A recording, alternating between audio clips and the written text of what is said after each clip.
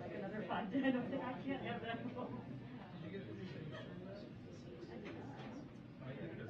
I got it yesterday. You should watch the president's speech.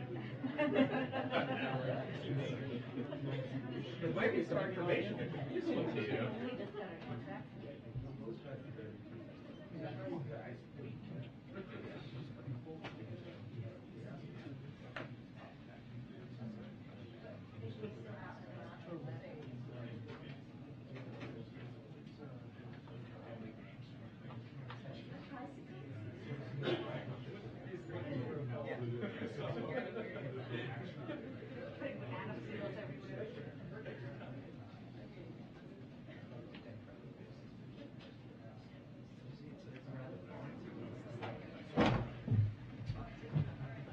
Good afternoon, everybody. Okay. The Queen has been, I'm so sorry. Good afternoon, everybody. It's been a long morning. All right, let's do this again.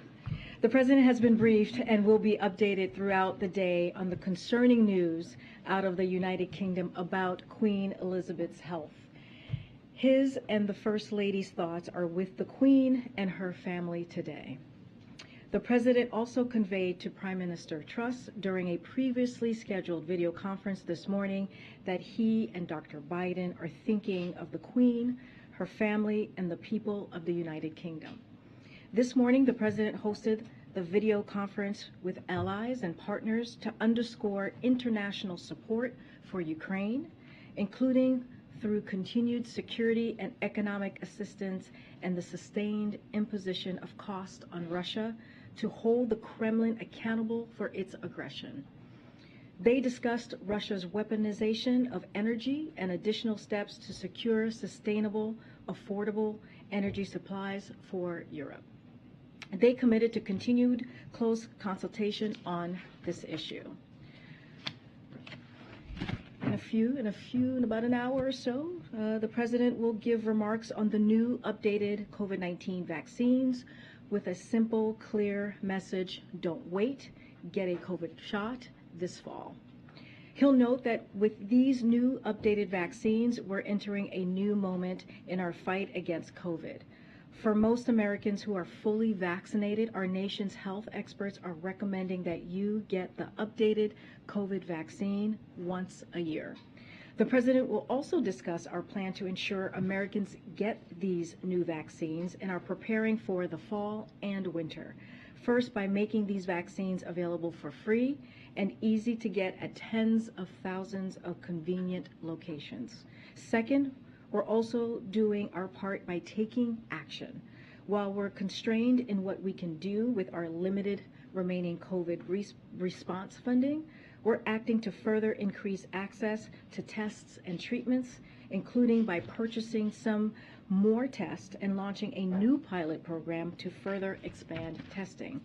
Third, the President will call on everyone to do their part with specific calls to action for schools and businesses.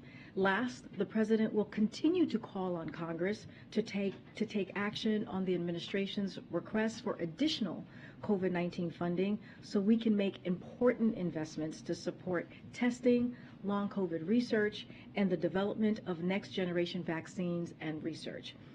So here's the bottom line. The President will underscore that we've come a long way in the last 19 months. People are back to work, kids are back in school, and we can now prevent the most serious outcomes from COVID.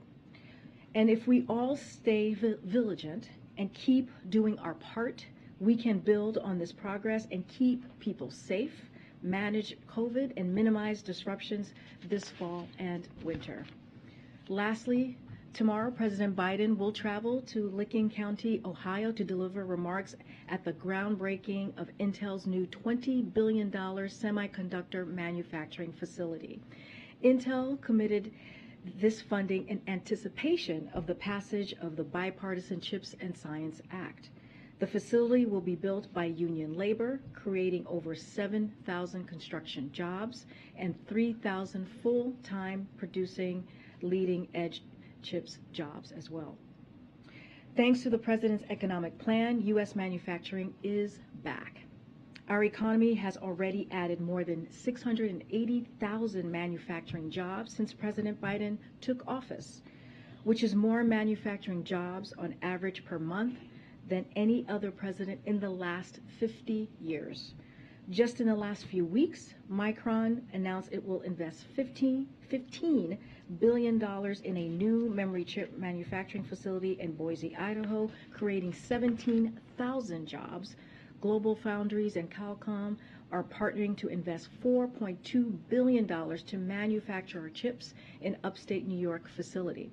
Major global companies like Toyota and Honda are choosing America as the place to invest and build.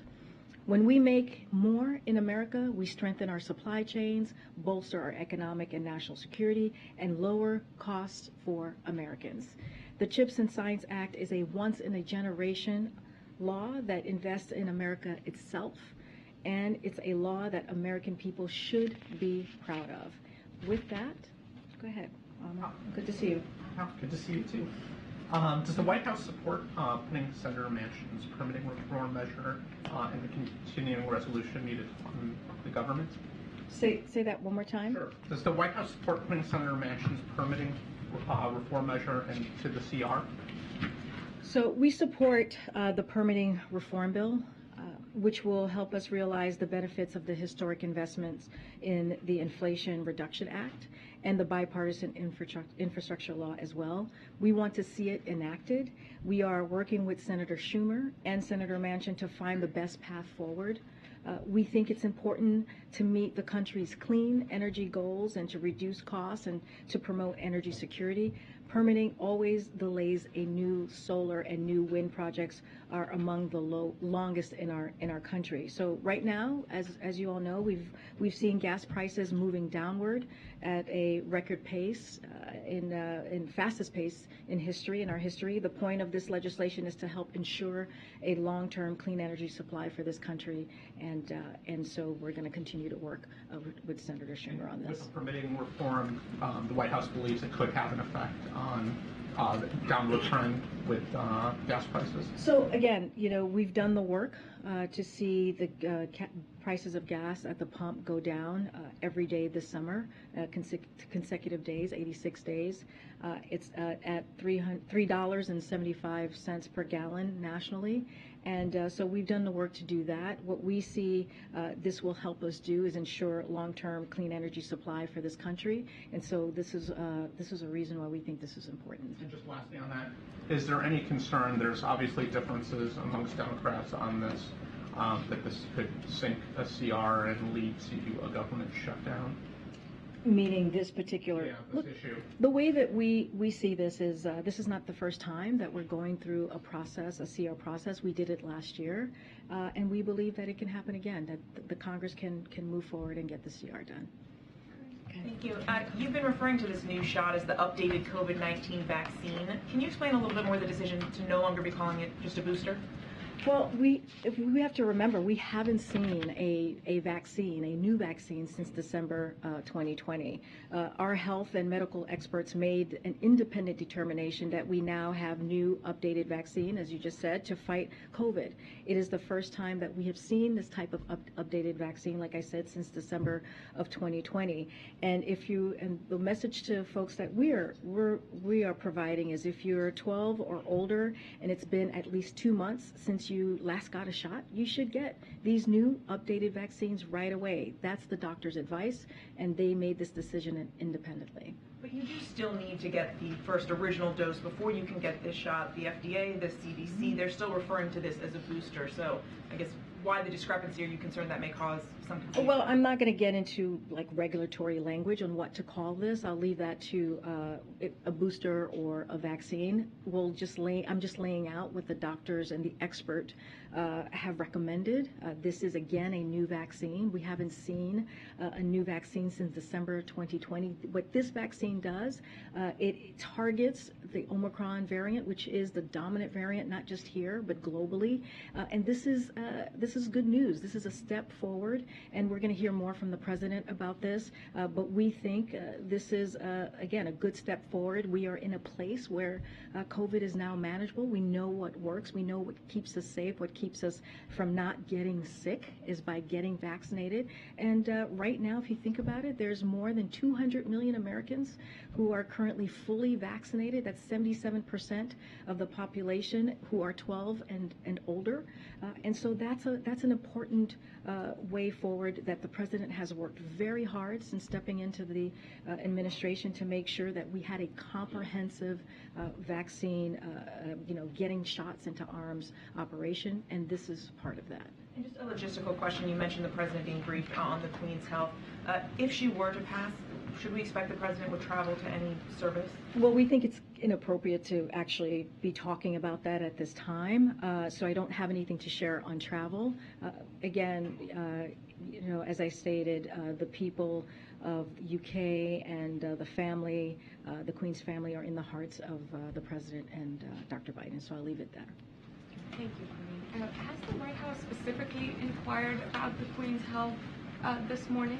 And when was the last time President Biden actually spoke to the Queen? Was it at the G7 in Cornwall, or have they had conversations after that? So they last met during the president's visit to the United Kingdom in June 2021 in Cornwall, as you just stated, when she welcomed the president and the First Lady to Windsor Castle. A few days before that, she also hosted the president and another G7 leaders at a reception in Cornwall, which is what you just stated. Yeah, that was the last time that they saw each other. Specifically inquired about her health, or has I can tell you that the president has been briefed. I don't have any calls to preview at this time, but he has been briefed on this situation. And a quick one on the tech meeting. We saw the readout that landed a few minutes ago. The White House held a listening session with senior administration officials on the harms caused by big tech. And we are sort of just trying to understand, why tech companies were not invited to participate in such a session, and why did you decide to have such a meeting now? So, look, this is, as you know, the largest tech meeting convening that we have had at the White House since we have started in the last 19 months. Just a couple of things I want to say about this because it's really important. These principles are the culmination of months of work by the administration and engagement with numerous stakeholders. They also consist with work that the administration has been doing and will continue to do. So this is an important roundtable, as you've heard from the readout and as we've laid out. Look, we're looking forward to hearing any feedback from the tech companies, and I'll just leave it at that. Any plans to specifically act on the recommendations that came up? I don't have anything specific to add. Look, again, the roundtable is the largest discussion about the harms of tech companies, as you just started in your question, held at the White House. The president has long called for fundamental legislative reforms to address these issues, and we look forward to continuing that work with Congress to make bipartisan progress on these issues. Again, the president also encourages federal agencies to use the tools they have to continue advancing these principles throughout their work as well. And we welcome any feedback from the tech companies. When the president conveyed his thoughts to Prime Minister Truss, did she offer any update on the Queen's condition or the Queen's health based on what she knows? I don't have anything more to share from what I just stated about him having a conversation or speaking to her briefly during this call this morning. Did the president express any concerns with the Queen's health after meeting with her as he did last summer? Concerns meaning? Concerns about her health and how she was doing? That is not information that I have. Look, I'll just reiterate this because I think this is important, which is our countries and people have always had or shared a special relationship, and our thoughts are with the people of the United Kingdom, with the Queen and her family, and she, again, as the president has stated, they are in the hearts of both the President and Dr. Biden. I don't have more to share on that. Do you have any update on when the last time the President has spoken to the Queen? Was that when they met, as Caitlin just referenced, or have they? It was when they met in June of 2021, is the last time they spoke and saw each other. And then just on COVID, there's a projection that the administration could run out of tests in if there's another major COVID wave. I'm wondering if there's any updates on whether or not the White House or the administration plans to buy more tests. I mean, we've been very clear. We need Congress to pass the CR. We have made some cuts here and there to our fall plan, and in order to move forward with this COVID vaccine that we're talking about, that the President's going to announce today, we have enough for the fall, but not for the winter. And we have been very clear that in order to not be left behind, to continue moving in our progress, we need Congress to fund the COVID, the COVID response funds that we have asked for, the $22 billion. So we're going to continue to work with Congress. We're going to continue to have those conversations, those bipartisan conversations, to move that conversation forward on getting that CR done. And so that is a priority for this administration. We've been talking about that for months now. There's nothing new there. And in order to continue with the testing, in order to continue with these new vaccines that are very important, that is a game changer in how we're approaching managing COVID, we need those funds. Logistically, would the President be given any sort of heads up if the Queen does pass, or would he find out kind of when? Again, I mean, we just feel having those conversations at that time is inappropriate. Clearly, if anything is to share, we will share that. But again, we're thinking about their family, they're in their hearts, and just not going to get ahead of that at this time. And then on the President's call with allies, in the readout, they mentioned that they talked about Russia's weaponization of energy and the need to, coordinate on sustainable and affordable energy. Is the President concerned that gas prices, you mentioned that they're coming down, is he concerned about them increasing again? Here in the U.S.? I mean, the President's doing everything that he can to make sure that we lower the cost for the American people. This has been a priority for him, and he took really bold actions to see the trend that we have been seeing with gas prices. Right, 86 days they've been trending down, and so we're encouraged by that. It's been work that, again, his leadership from the Strategic Petroleum and making sure that we tap that historic tapping of the Strategic Petroleum of 1 million a day for the last several months, that has helped. It's the ethanol 15 that he made a decision on to make that available during the summer, which is not a regular time to make that available. He took bold actions, and now we're seeing that effect. So look, we're going to continue to take to look at all options. We're going to continue to make sure we keep costs down for the American people, including at the pump. And then you mentioned the President's going to Ohio tomorrow for the groundbreaking. Is this going to be something that we're going to see throughout the midterms, going to these kinds of ribbon-cutting ceremonies and groundbreakings? I mean, is that kind of the focus? So, look, I can't talk about the midterms from here. I can't talk anything political from where I stand in this position. We put out a memo in August laying out what the next several weeks would look like. We had a string of successes, as you know.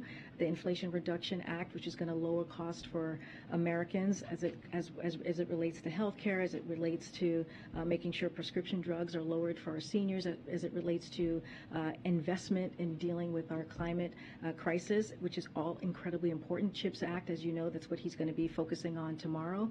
And so we're going to go out there. We're going to have those conversations with the American people, not just us. Cabinet secretaries, you're going to see congressional members out there, Democrats who are going to make sure that the American people know the work that this president and Democrats have done in Congress on behalf of the American people. And so we're going to do that these next several weeks. The president's going to go to Ohio. He's going to go to other states in the next couple of weeks. And this is important. This is important because as we talk about the gas prices, the president has been very clear. One of his priorities as it comes to the economy, as it relates to the economy, is to lower costs for the American people. And so we're going to have those conversations across the country. Okay. Does the president have any intention to go to the British Embassy to sign any book today, though she's, since we know that she's ill, to express his best wishes to the people of that country? I don't have any changes to his schedule to announce. Nothing on his schedule today that's changed at this time that I have to report from here. So let me ask you about an announcement that was made by another news outlet this week. It relates to what the Republicans are calling the commitment to America. Axios reporting that Kevin McCarthy is going to unveil this economic agenda later this month in Pittsburgh. Among the items it dictates is a desire to put an end to Build Back Better. Presumably that refers to the Inflation Reduction Act. What's the president's view on that, given it's being celebrated by Democrats as one of his signature achievements? Look, it says everything that one of the first acts that Kevin McCarthy does, his first act when it deals with the economy and dealing with how do we give a little breathing room to the American people, is wanting to get rid of the Inflation Reduction Act, which we know the Inflation Reduction Act is going to help lower costs for our seniors. It is a big win for the American people when you think about beating Big Pharma, something that Democrats and congressional members have been trying to do for decades, beating a special interest group that has spent hundreds of millions of dollars trying to make sure that we do not do that, lower cost for our seniors, and also make a real effort in energy costs and climate change, lowering those costs as well. So the fact that that's the thing, that's what Kevin McCarthy wants to do, tells you everything that you know, that we need to know, that they are all for tax giveaways, and it's a clear message that they are sending to the American people. Let's not forget, Medicare is popular with the American people. What we're trying to do is popular with the American people. Protecting Social Security, which is something they have put on the chopping blocks as well, that is very popular with the American people. So I think it says all that we need to know about Kevin McCarthy's agenda and how it does not stand for the American people. Last question very quickly. President Obama on his last visit to the White House turned to reporters and delivered his message to Democrats on what he thought they needed to do ahead of the midterms.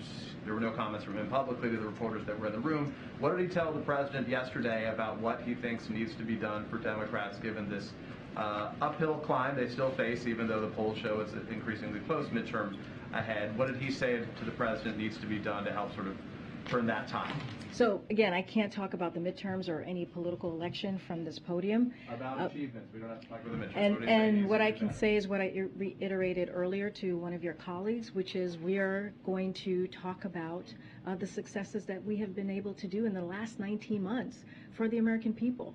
And that is building an economy that works for all, doesn't leave anybody behind. Make sure that we build an economy from the bottom up and the middle out. That's what you've seen with the bipartisan infrastructure law. That's what you've seen with the American Rescue Plan. That's what you've seen with the CHIPS and Science Act. That's what you've seen with the work that this administration, along with Congress, Democrats in Congress, have been able to do. We have a lot of things that we can talk about directly with the American people, and that's what we're going to do. The president's going to go to Ohio. We're going to go to Intel. Intel made this investment in manufacturing jobs investment because of the CHIPS and Science Act, because of the commitment that we're making to manufacturing jobs. And so that's going to continue to be our focus. Go ahead, Kathy. Yes, on the Queen's condition, who is briefing the White House about how she's doing? Are you hearing from the Prime Minister? Are you hearing from Buckingham Palace? How are you getting your information? Look, I'm not going to go into details or even private conversation that the president has had on the updates that he's getting on the Queen. All I can say is that he's been briefed, and he has been very clear on the message through all of you, sharing with all of you the message that he has to the Queen, her family, and also the people of the United Kingdom. On On COVID, there's a report today that the White House might be looking to wind down the COVID response team sometime next year. Is that in consideration? What's the current thinking about? I don't have anything to share on that. Right now, we're still trying to make sure that we continue the success that we have seen with the work that the President done on COVID. Thank you. I have a question about President's meeting with the President Xi of China at G20. President this week mentioned that he will see him if President Xi is attending G20. Is this based on some communication between two governments? I'm sorry, can you say that again? The meeting between President Biden and President Xi of China. Okay. I don't have anything to share on that. He mentioned this week that he will see President Xi at the G20 if he attends. I'm not going to get ahead of our plans, of our trip at this time, or a trip at this time. I'm not going to confirm anything from here, from you. Thanks, Karine. You talked about trying to get costs down. A new Gallup poll shows that 24% of Americans have spending less. They've changed their spending habits. 17% are driving less because of inflation. 17% have traveled less or canceled vacations. The president's been to his beach house 6 times. He went on vacation in North and South Carolina. Is he considering any spending cuts for the administration or for himself personally because of inflation? Wait, can you say that part again? Yeah, so the president is, 17% of Americans have, according to this Gallup poll, have canceled vacations or traveled less. The president's been to his beach house 6 times this year. He's been in North and South Carolina on vacation. Has the president himself considered personally reducing his spending because of inflation, or have the administration reduced spending? So I'll say this. The times that the president has gone to Delaware, not including, and we were very clear that when he went to South Carolina in August and Rehoboth, he was going to go spend time with his family, which every president does. That is not unusual. That is not uncommon to do, and the president has a right to spend time with his family, just like every other American across the country. And so that was that piece of what occurred in August. As it relates to trips that he's made to Delaware, look, the way we see that is the president could be president anywhere. He can work from the residence. He can work from the Oval Office. He can work from Delaware, and that is the work. That is what he's able to do as president of the United States. Look, when it comes to inflation, the president has been very clear on this. When it comes to his economic plan and dealing with inflation, he's doing everything that he can to make sure that we lower costs. That's why the gas price is going down the last 86 days is a step forward. Bringing it down under $4, average at $3.75 is a step forward, because the decline that we have seen is indeed historic. We haven't seen that decline in over a decade. That is why it's so important that we pass the Inflation Reduction Act. That is going to change people's lives. It is a game changer. If you think about senior citizens who are paying thousands of dollars a month, $2,000 to $3,000 a month on prescription drugs. Now it's going to be capped at $2,000 a year. Those are the things that's actually very popular with the American people. And guess what? Republicans didn't vote for that, and Republicans didn't support that. Matter of fact, Republicans, what they have put forward is putting Medicare and Social Security on the chopping blocks. And so the president's going to continue to be zero focused on lowering costs for the American people, and that's what you've seen. I'm going to move on. We actually have about 10 minutes left. Go ahead. Can I actually piggyback though? Yeah. On that, just to confirm though, are there any spending plan cuts, either personally that the president is planning to make or the White House? Because as my colleague mentioned, Americans are making some of those cuts, and I just wanted to get clarity. We understand, and we have been very clear, and the president has said this, that we understand what the American people are going through. And I want to be I want to be very clear that we understand that there are American people who are still dealing with high cost, and we understand that they have those difficult conversations around the kitchen table about how they're going to spend their paycheck. But we also have to understand is what the president has been able to do with the economy, and we get it. There's still more work to do. With the American Rescue Plan, with the bipartisan infrastructure legislation, with the Inflation Reduction Act, with CHIPS, are all part of a plan to make sure we don't leave anybody behind. We bring down costs. He's created more than 10 million jobs since he's walked into office. We're going to talk about COVID. If it wasn't for the comprehensive plan that the president had put forward with COVID, we wouldn't be in the position that we are right now, with more than 200 million people who are fully vaccinated. I don't have anything else to share on that. What I can say is the president has the ability to work from anywhere. That is the president's one of the president's obligations that he has. Wherever he goes, he's able to work. He has a team to do that. And again, when it comes to high costs, when it comes to tough decisions that the American people make, he gets that, and he's going to continue to do the work that we have been doing to bring costs down. On an unrelated topic, the Unity Summit next week, can you provide any details on what exactly it is, or just any additional context? So we'll have more information for you earlier in the week. I don't have any details at this time. I'm going to keep going. Go ahead. Thank you, Karine. I will say I did fill up the tank at the Biden service area the other day, and the gas prices were a little bit lower. But regarding next week, the president is going to Detroit to the auto show. Secretary Yellen's got a speech at a Ford plant, and I think about a half an hour from now. Is there anything you can preview about the president's trip to Detroit yet, or anything further on what Secretary Yellen is doing? So as to what Secretary Yellen is doing, I would refer you to the Department of Treasury. I'll give you a little bit on next week, the Detroit visit. President Biden's economic plan has fueled an electric vehicle manufacturing boom in America, and you can expect him to talk about that and more in Detroit.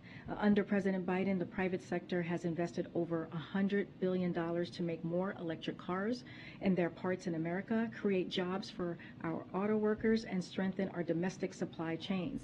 And just weeks after President Biden signed the Inflation Reduction Act into law, major companies have already announced billions of additional dollars in new investments to boost American clean energy manufacturing and create good paying jobs. And that's what he's going to look, what Detroit's going to look like. Concerned about the possibility that the $7,500 tax credits may not be available for a lot of these EVs. There's been some reporting that the parts just won't be from the United States, that the country of origin situation won't be sufficient for those. Is the White House concerned in trying to figure out a way to make sure that people can actually get those tax credits to buy those EVs? So we're going to do everything that we can to make sure that that part of the Inflation Reduction Act, as it comes to the climate change, is implemented in a way that the American people sees that direct effect. It is a priority for us. We just announced John Podesta, who's going to be leading that effort, as we have done with the American Rescue Plan, as we have done with the bipartisan infrastructure legislation. We are going to make sure that what we pass, these laws that we pass to improve the Americans' lives, are implemented in a way that has a real effect, and that the American people truly feel the cost. Thank you, Karine. I have two questions. The first is on Queen Elizabeth. She's served for nearly a third of American history. So how does President Biden view the special relationship between the U.S. and the UK if there were to be a transition in the British monarchy? So don't want to, we feel like it's inappropriate to talk about hypotheticals here. What I will say about the relationship with the United Kingdom, as the president said in celebration of Queen's Platinum Jubilee, which is not too long ago, and this is quote, under her reign, the relationship between the United Kingdom and the United States has grown stronger and closer than ever. The president, as you all know, has known the Queen for over 3 decades. He's met her personally 3 times. Once was in June of 2021. Over the years, including, as I said, twice last year. Again, we see this relationship is stronger, grows stronger stronger and closer. And again, our hearts, the president's, as he said, our thoughts and our hearts are with the Queen, her family, and also the people of the United Kingdom. Met 3 times, as you just indicated, and I'm wondering if you have any anything to add about what the President has shared on the Queen's views of the U.S. and the world as it stands right now? I'm not going to get into private conversations that they have had. I can tell you again, they've met at least three times in the past few decades.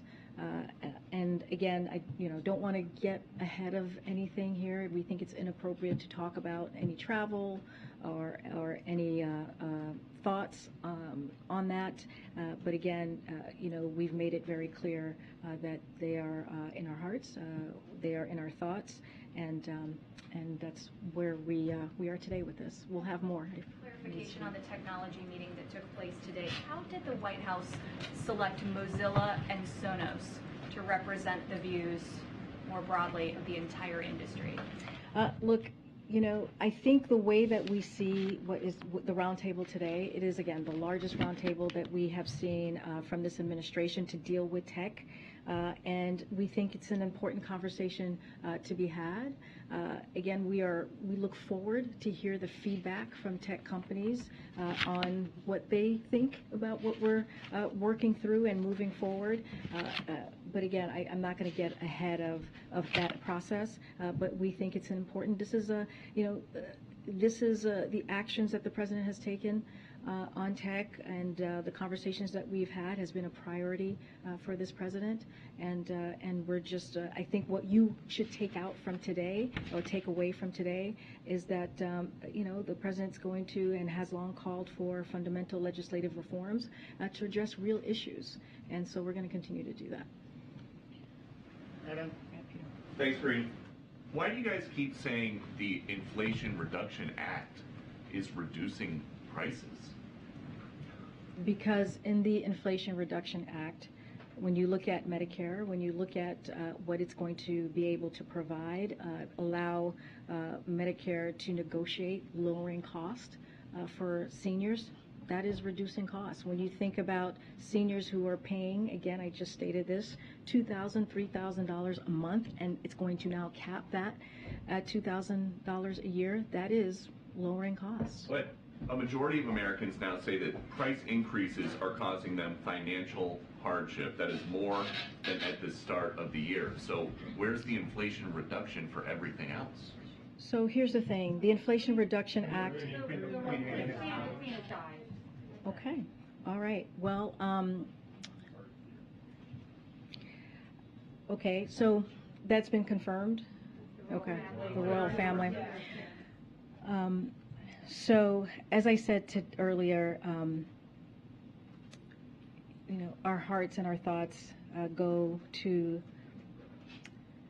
the family members of the Queen, goes to the people of United Kingdom. I don't want to get ahead of what the President is going to say. I want him to, from you all to hear from him first, and so I don't want to get ahead of that.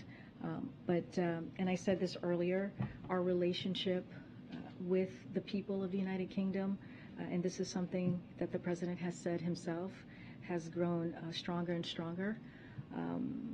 It is the United Kingdom is one of our closest allies.